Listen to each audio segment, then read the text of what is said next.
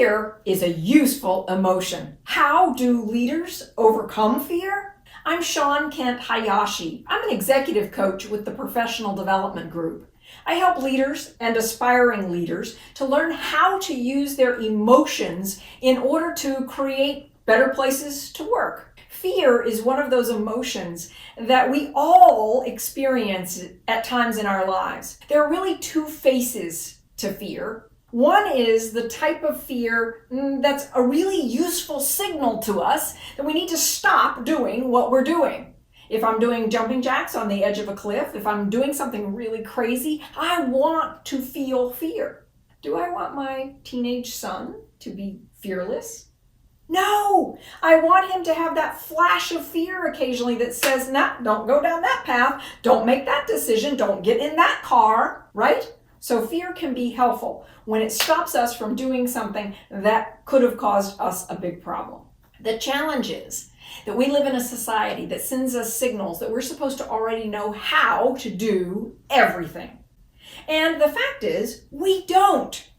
We don't know how to do everything that's going to come on our path, and we don't always have the skills or the capacities to do what we're asked to do.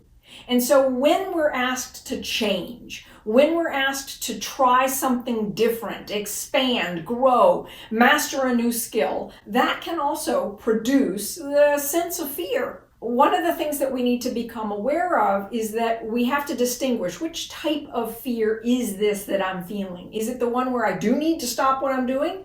Or is this the type of fear where I could potentially learn a new skill, ability, and master it so that I don't feel shut down or stuck? When we realize that we need to learn a new skill, a new capacity, there are some great questions that we can ask ourselves. First, it's managing the self-talk.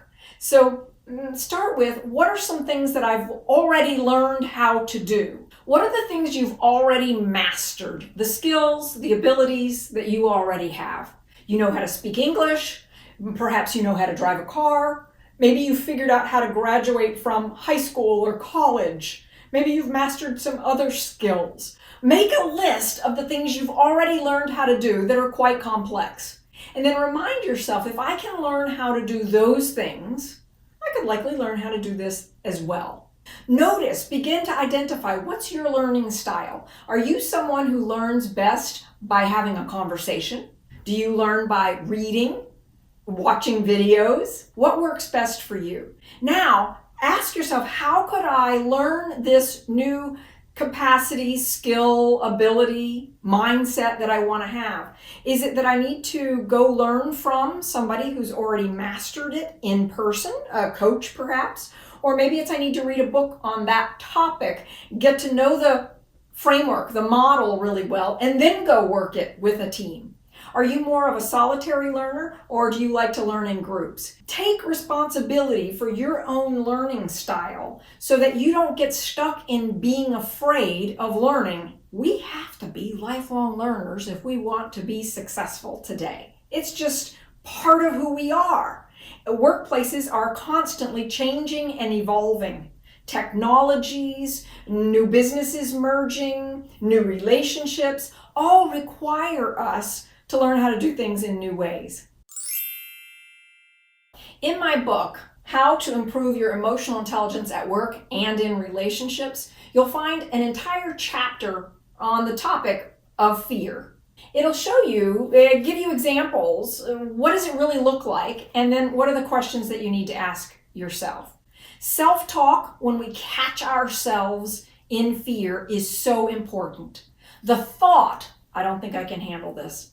I can't handle this. Change is coming and I can't handle it. That thought is going to trigger any of us into fear. So your self-awareness about when you start to think like that is really important. So here's a fact that I find really fascinating. The chemical marinade that tees up excitement and fear, the initial part of that marinade is the exact same thing. It's all a matter of what we label it. So if I label that chemical marinade when I start to feel it, if I label that as, wow, I'm really excited, then it turns into the excited energy that motivates me to move forward. But if I label it with, I can't handle this, I don't know how to do this, I don't know what they're expecting of me, if I start going into blame, shame, now I'm going to turn it into fear. You don't have to get stuck in fear.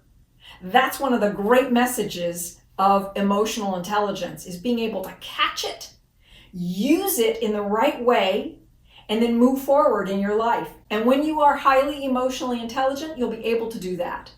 I work with teams and help the individuals on the team to process their own emotions so that they don't get stuck in fear-based thinking, holding the team back. And I've observed sometimes members of a team will say, hey, I don't want us to get stuck in fear here. What would it look like if we were willing to learn from this experience and move forward together? If you find yourself being stuck in fear too often, that's probably a signal that it would be really great for you to work with a coach.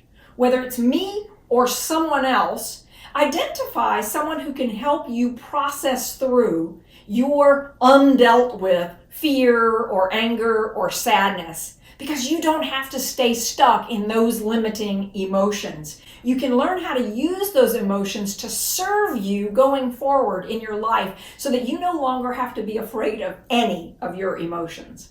And if you'd like a sounding board, a coach, someone to guide you to become more emotionally intelligent, please click the link below and schedule a conversation with me. I'd love to work with you as your coach. Thank you for watching today. Please subscribe to our channel below. Give us a thumbs up, and I look forward to seeing you in the next video.